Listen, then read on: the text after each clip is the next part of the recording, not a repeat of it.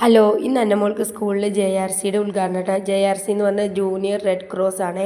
അപ്പോൾ ഇന്ന് പുതിയ യൂണിഫോമൊക്കെ ആയിരുന്നു. അതിൻ്റേതായ ഒരു രീതി കൊണ്ടിട്ട് JRCക്ക് യൂണിഫോമിലൊക്കെ അങ്ങനെ അവളെ ഒരുക്കി, പിന്നെ എൻ്റെ പൊന്നൂട്ടനെയും വാവച്ചീനെയൊക്കെ ഒരുക്കി, പിന്നെ ആൻറ്റിയമ്മയായിട്ട് ഇന്ന് ഭക്ഷണം കൊടുക്കുന്നത്.